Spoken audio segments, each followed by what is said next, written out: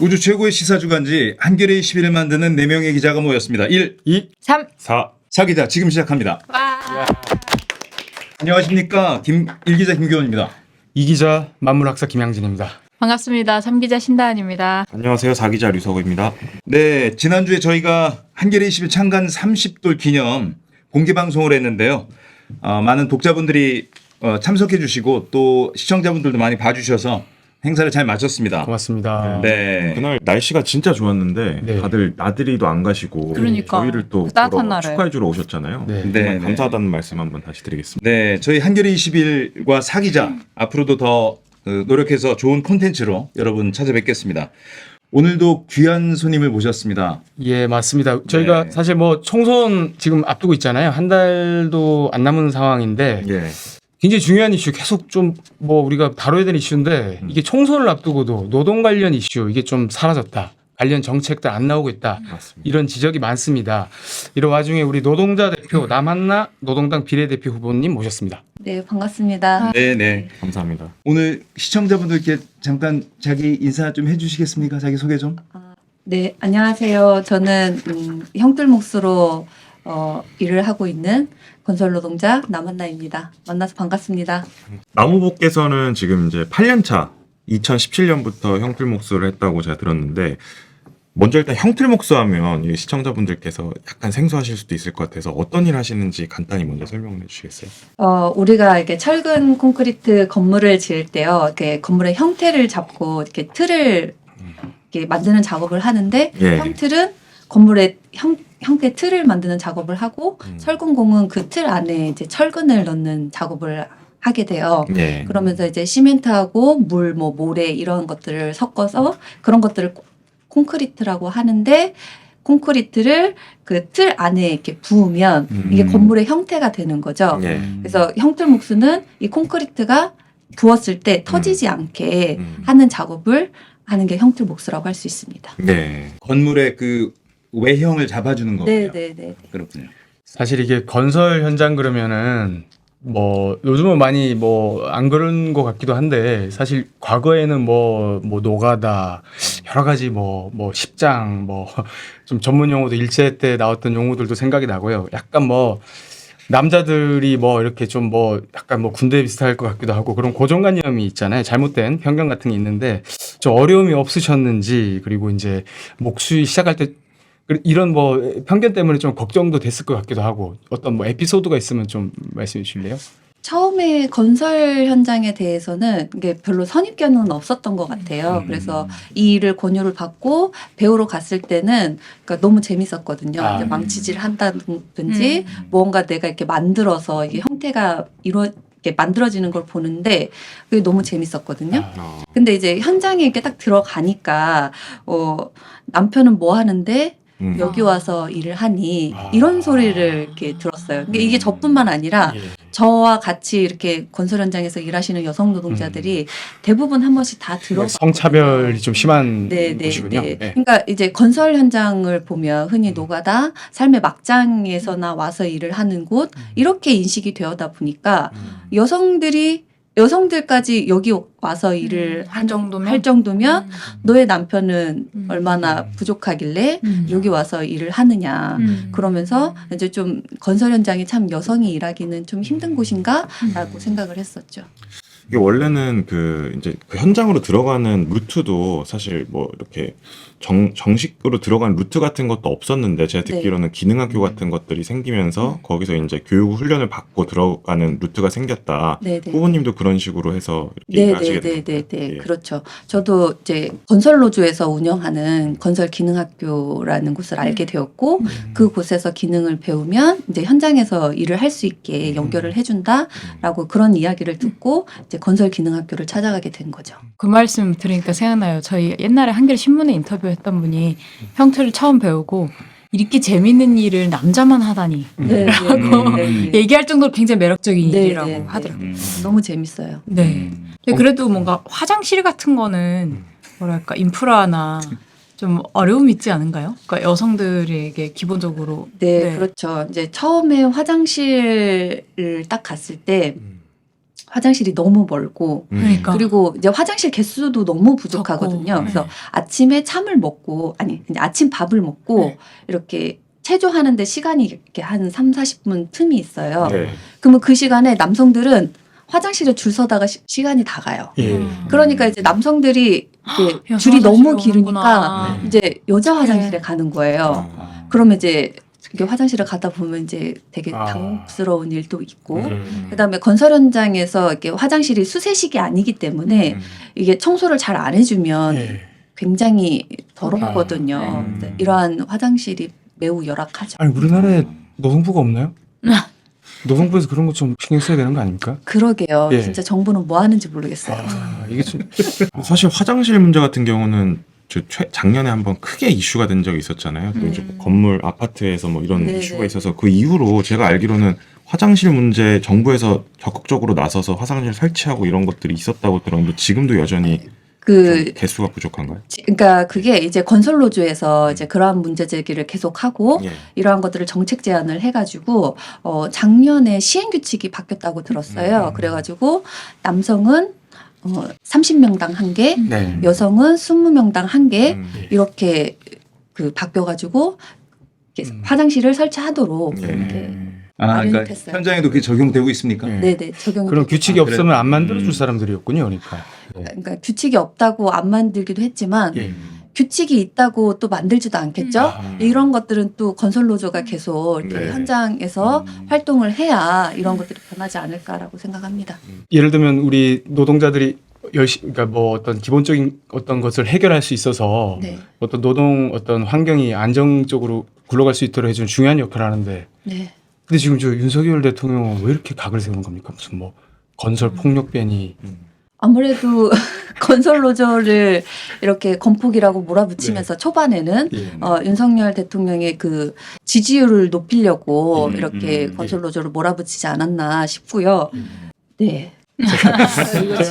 윤석열 대통령이 아니시기 때문에 네, 네. 이거 장담하실 수가 없습니다. 아, 제가 갑자기 좀 그러니까 화가 나서요. 이게, 네. 이게 왜 아니 이렇게 네. 어떤 노동 어떤 그 맞아요. 건설 현장을 좀 사실은 잘 굴러갈 수 있도록 정말 중요한 역할을 하는 건데 네. 너무 뭐 이렇게 뭐 폭력배니 이런 얘기만 하니까 네, 답답하죠. 네. 답답해서 제가 말씀 한번 네, 드렸습니다. 그 당시에는 계속 네. 계속 그런 얘기가 있었어요. 그래서 예. 윤석열 대통령이 건설 노조 이렇게 그 화물연대에 한번 음. 탄압을 해가지고 지지율이 지지율이 올랐죠. 올라갔잖아요. 그렇죠. 그래서 이제 건설 노조를 예. 타격을 삼아서 이제 아. 건설 노조를 맞아요. 괴롭히면서 자신의 맞아요. 지지율 장사를 했다. 왜냐면 22년 12월에 화물연대 파업이 있었는데 23년 1월부터 건폭을 엄청 네, 본격적으로. 네, 네. 그러니까 아마 그 지지율 상승을 좀 봤던 것 같아요. 아 근데 지지율 상승을 위해서 어떤 특정 집단을 이렇게 모욕을 주는 것은 그건 좀 나쁜 거 아닌가요? 예전에 뭐 강용석 아나운서 그 맞습니다. 사건이 또 생각나고 그러는데 그건 나쁜 거 아닌가요? 나쁘죠. 그러니까 제가 이렇게 나온 거 아닙니까?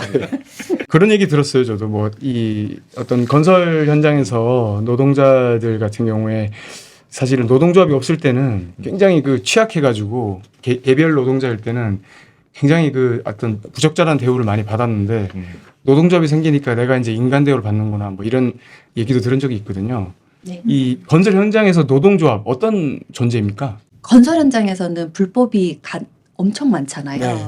그러니까 원청에서 하청으로 이제 하도급을 줘요. 그럼 거기까지만 법으로 정해진 보호를 받는 거죠? 네, 예. 네, 법으로 정해진 거고 그 밑으로 내려가면 내려갈수록 다 불법인 거예요. 그럼 이런 불법 재하도급을 통해서 이제 건설 현장에 이제 불법이 많이 발생되고 있는데 건설 노조는 이 불법을 없애자고 하는 거예요. 그렇죠. 그러니까 네. 불법 다단계 하도급을 없애고 하청 업체에서 노동자들을 직고용을 하라라고 네. 요구를 하고 있고 네. 적정한 시간에 제값을 받고 일을 하자고 이야기하는 것이고 그다음에 근로기준법을 적용해라라고 네. 요구를 하고 있는 것이고 그러면서 현장의 안전을 제대로 지켜라 그리고 공사를 그 시공에 맞게 제대로 해라라고 얘기를 하고 있거든요. 그러니까 안전과 법을 지키고 부실 시공을 막고 견실한 시공을 하자라고 이러한 것들을 요구를 하고 있으니 건설노조는 이러한 역할을 하고 있죠. 사실 저도 이제 작년에 저희가 건설 노조 이야기를 표지 이야기로 다뤘었는데 건설 노조가 있음으로써 공사장의 어떤 안전이나 이런 어떤 그 건설 과정이 조금 더 그 이렇게 정직해지고 그렇죠. 이런 측면이 네. 있거든요. 근데 윤석열 정부 들어서 건설 노조원들이 현장에서 채용이 잘 안 되고 점차 네. 이렇게 배제된다 이런 이야기가 있던데 아직도 계속 비슷한 흐름입니까? 네, 그렇죠. 윤석열 정권의 탄압 이후에 네. 이제 현장에 이렇게 교섭을 하러 들어가면 그러니까. 이제 뭐 옛날에는 이렇게 직고용을 얘기를 했지만 예. 지금은 이제 너네 도급으로 들어와라. 제하도급. 아예. 네.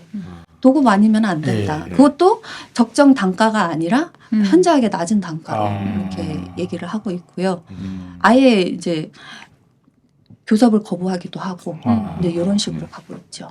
네, 건설노조의 공으로 사실은 이제 저기 하루 8시간 근무, 그다음에 유급휴일. 그러니까 법에서 당연히 보장하지만 지키지 못한 것들이 단협, 뭐 체결하고 이런 것들이 된 게 사실 건설노조 공이 되게 크다고 생각이 되는데 좀 아무래도 이제 여론에서는 그렇게 잘 안 받아들여지는 면이 있는 것 같아요. 네, 네, 저는 그런 것도 궁금한데, 그래도 어쨌든 일을 하시다가 정치로 들어오시게 된 거잖아요. 네. 이 사이에 어떤 배경이나 계기가 있으셨을 것 같아요. 근데 네. 그 OECD 국가 중에 우리나라는 산재 사망률도 높고 최장시간에 노동을 하고 있잖아요. 한국 사회가 신자유주의로 이렇게 들어가면서 비정규직 노동자라든지 플랫폼 노동자라든지 뭐 특수고용 노동자라든지 이러한 노동자들이 노동자이지만 노동자의 권리를 제대로 보장받지 못하는 노동자들이 점점 늘어나고 있잖아요.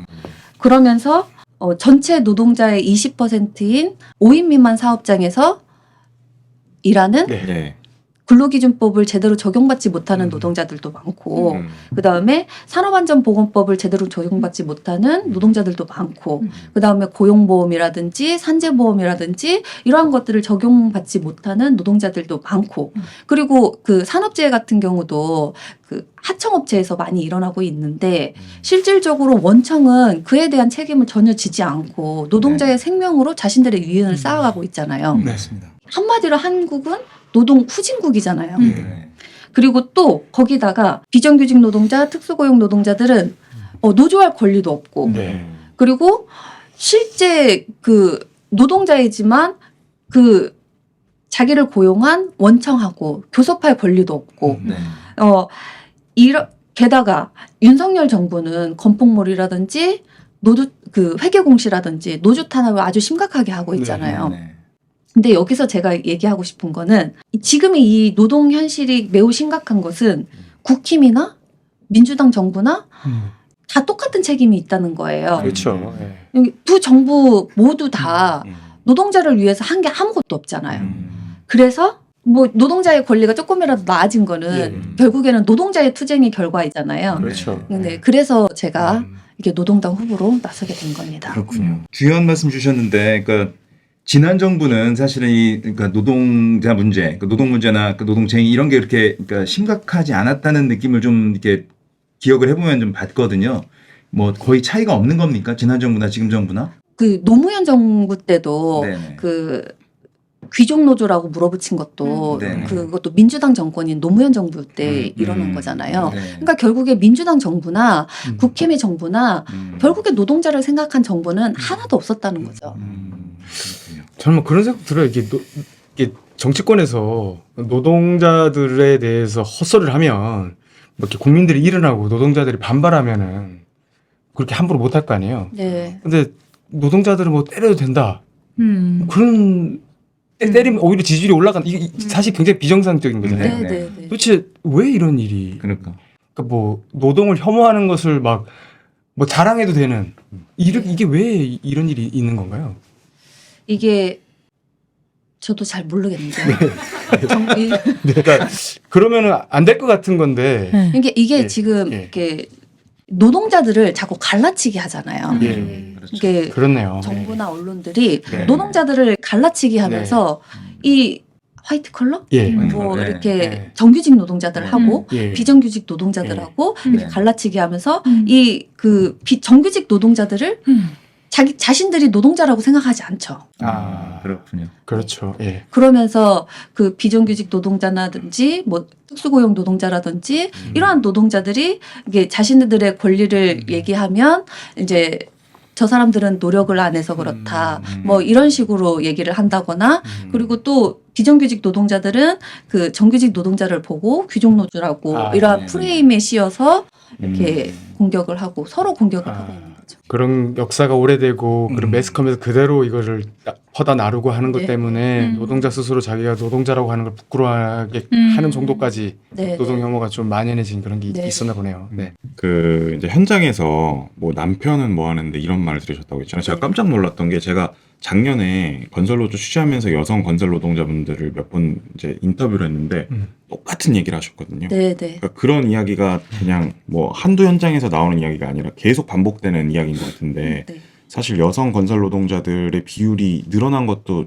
좀 오래된 일인데요. 네. 왜 이렇게 이런 분위기가 바뀌지 않고 계속 이런 고질적인 문제가 발생하는 건가요? 이게 그 건설 현장의 일의 특성상 이게 힘을 쓰는 일이잖아요. 예. 그렇기 때문에 이게 그 남성이 하는 일, 뭐 이런 게 고정관념이 되어 있어서 여성이 이렇게 들어가면 여성을 동료로서, 그러니까 같은 이렇게 동료로서 인정받기가 매우 어려운 상황이고 그렇기 때문에 이렇게 위계가 이렇게 정해져 있다고 보면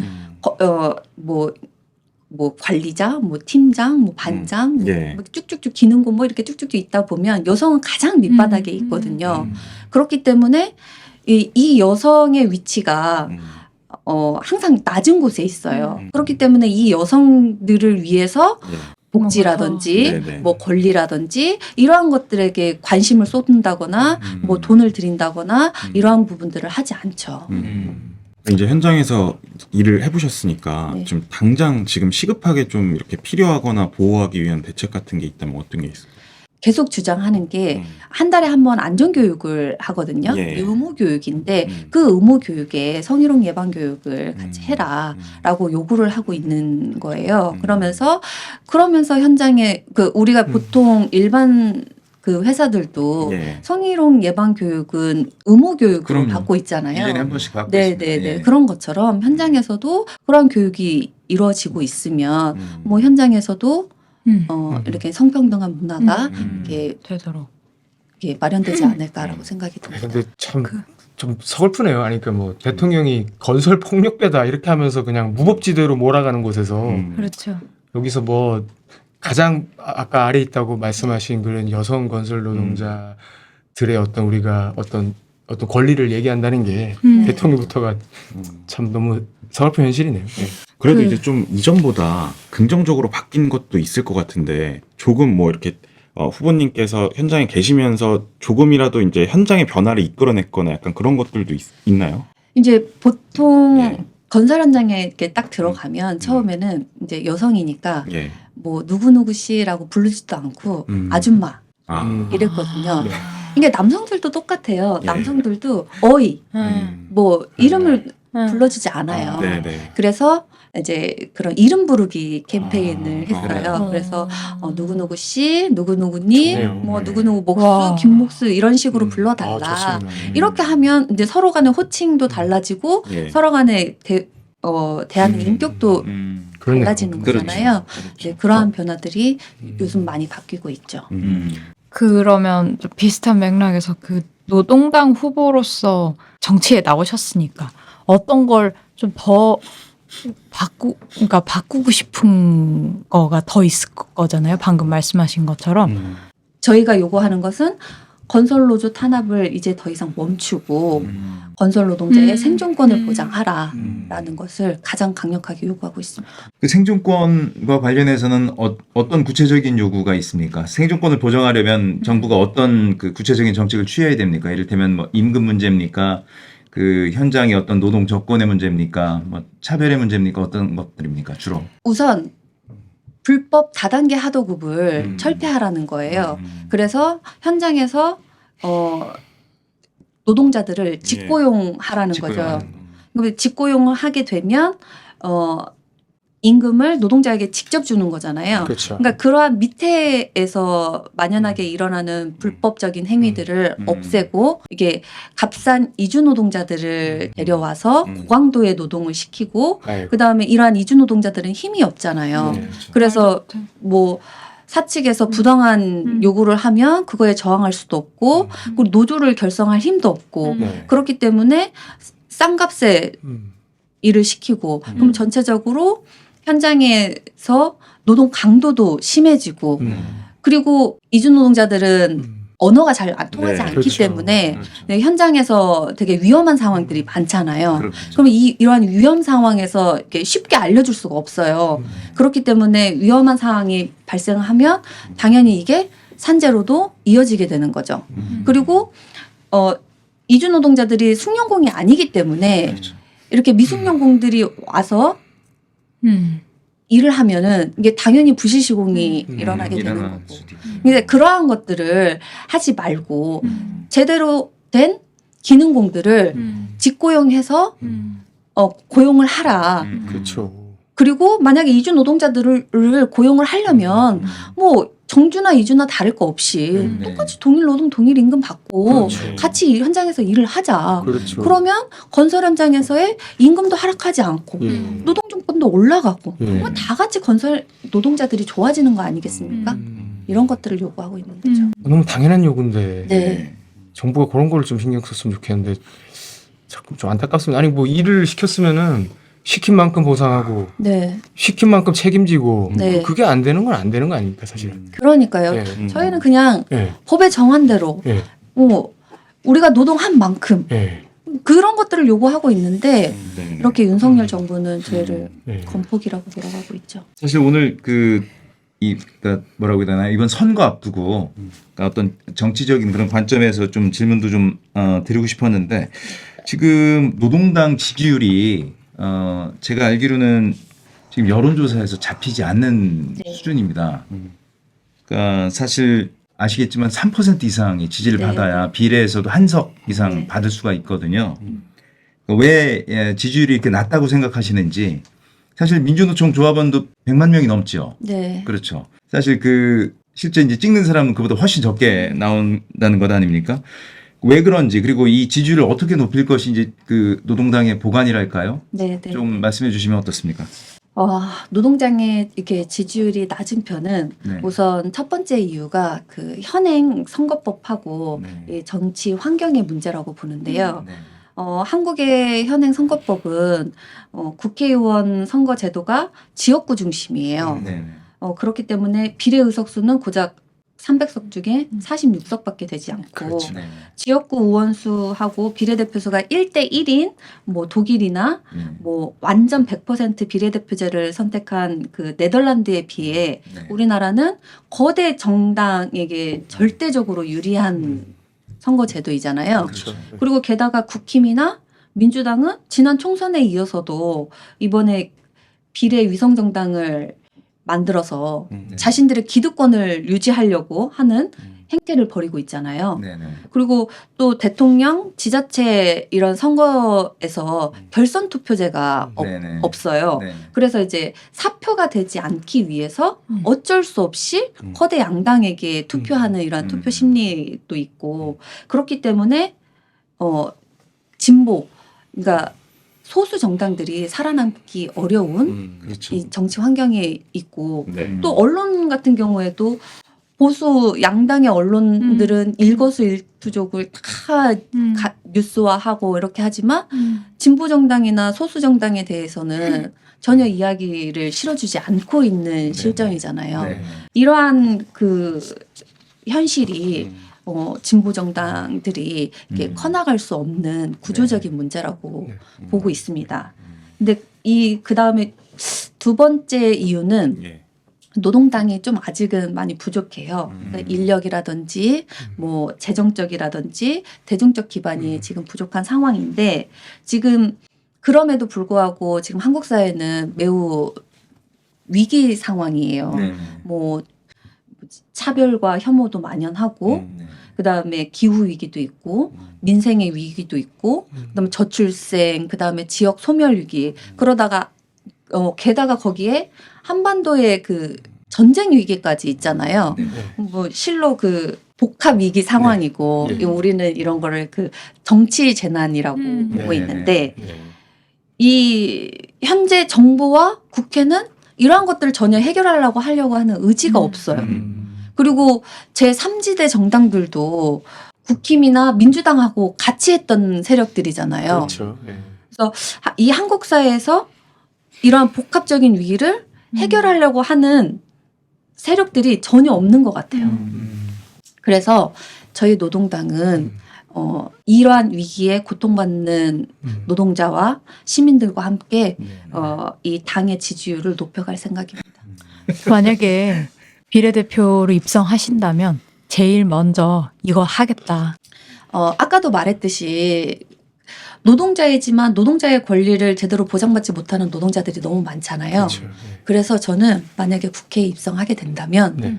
모든 노동자들이 노조할 권리 그리고 모든 노동자가 노동 기본권을 보장받게 되고 모든 노동자가 노조할 권리를 갖게 되는 것을 추진하고 싶습니다. 그래서 지금의 검찰 공화국만 이렇게 해체한다고 그러니까 민주주의가 실현되는 게 아니잖아요. 시민들이 권력을 갖고 노동자가 주인이 되는 세상을 만들고 싶습니다. 아니, 저는 말씀 듣다 보니까 한 아무개 비대위원장이 갑자기 생각이 나요. 네. 이번에 이제 운동권들이 전문성이 없다고 해서 전문성이 있는 검사가 나서겠다. 검사라고는 안 했지만 대한 세력이라고 나왔잖아요. 근데 이런 분을 안 모시고 전문성을 운운한다는 게 정말 말도 안 되는 소리 같습니다. 맞습니다. 자기 노동을 뭘 압니까?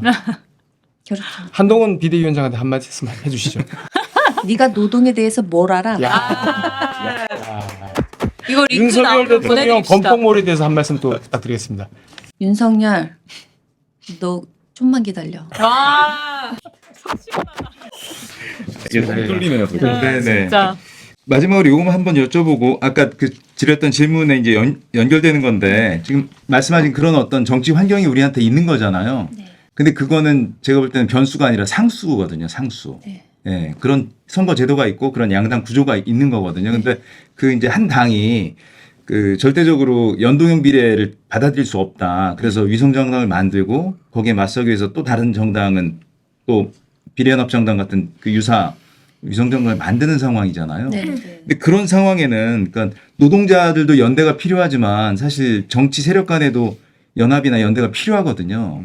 그러니까 뭐 당연히 그 민주당에서 진보 정당들 노동당이라든가 여기 참여하지 않은 뭐 녹색정의당이 다 이제 제안을 하고 함께 하면 한 석이든 두 석이든 이렇게 의석을 가져갈 수 있다 이렇게 제안을 했는데 그걸 거부하셨잖아요. 어떻게 봐야 됩니까? 그러니까 그 현실은 엄연히 존재하는 거거든요. 네. 그래서 노동당이 네. 그 민주당발 비례 위성정당에 참여하지 않은 건요. 음. 비례 연합정당은 그걸 뭘로 포장하든지 민주당의 기득권 정치를 유지하기 위한 꼼수잖아요. 그래서 노동자 정치, 진보 정치의 정신을 훼손하고 이러한 성장을 가로막는 행위라고 보거든요. 그래서 거대 양당 정치의 그 기득권 정치를 이게 바꾸는 게 시대적 과제인데 뭐 국민에게 민주당을 지지하라는 것밖에 안 되잖아요. 네. 그렇기 때문에 뭐 노동자와 시민의 입장에서 보면 뭐 국민의힘이나 민주당이나 50보 100보 뭐 거의 차이가 별로 없어요.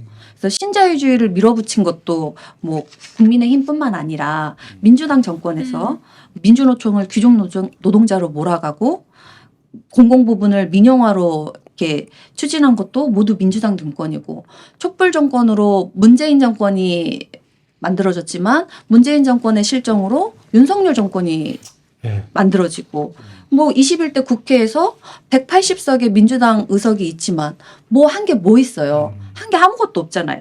아무것도 없다라고 하면은 뭐 좀 그렇죠. 조금 있는 조금 있을 수도 반보다 있다 이렇게 약간 여지를 남겨주시죠. 네. 예. 그래서 별로 한 게 없으니 이런 민주당하고 야합하는 것은 저희 노동당은 문제라고 봤습니다. 그리고 좀 더 이게 좀 과한 비유일 수도 있는데 우리가 독립은 지금 당장 어려우니까 그 일제 강점기 시기에 독립은 지금 당장 어려우니까 자치권이라고 또 얻자 이러한 거하고 뭐가 달라요? 그렇기 때문에 마음에 와닿습니다. 네. 그래서 노동당은 네. 험난한 길이지만 이렇게 옳은 길로 가려고 합니다. 그래서 이번에 선거 제도를 개혁해서 비례의석 3% 공세 조항을 철폐하고 국회의원 선거를 전면 비례대표제를 도입을 하고 비례성을 확보하려고 합니다. 마지막으로 좀 질문을 드리고 싶은데 이제 총선 이 얼마 남지 않았잖아요. 근데 지금 사실 노동 이슈 같은 것도 거의 좀 찾아보기 힘들 정도로 좀 잘 안 보이는데 어쨌든 노동당 비례대표 후보로서 어떤 식으로 노동 이 정책에 대해서 알리고 좀 총선에 임하실 계획이신지 각오 한마디 부탁드리겠습니다. 한국의 사회는 복합 위기 상황이고 정치 재난의 상황입니다. 그래서 이것을 해결하기 위해서는 정치의 주체를 바꿔야 된다고 생각합니다.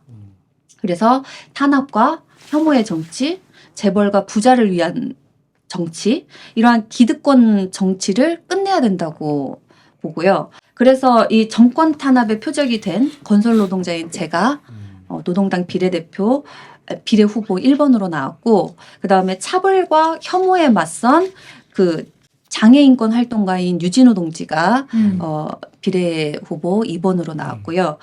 울산 동구에서는 노동조합 활동가이자 지역 주민의 애완과 함께 해온 이장우 후보가 나섰습니다. 그래서 지금 이장우 후보와 저는 민주노총의 유일한 지지 후보이기도 하는데요. 한국 사회에서 핵심 화두는 지금 불평등과 차별이라고 봅니다. 그래서 저희 노동당의 총선 슬로건은 그게 뭐든 차별 없게. 좋습니다. 네. 그래서 노동당은 그 어떤 정당들보다 윤석열 정부하고 비타협적으로 싸운 당입니다. 그래서 윤석열 정권을 제대로 심판할 수 있는 당이라고 생각합니다. 그건 확실한 것 같습니다. 네. 그래서 정치 주체를 바꾸는 정치, 평등, 생태, 평화의 사회로 나아가는 살맛 나는 세상을 만들려는 노동당을 지지해 주십시오. 감사합니다.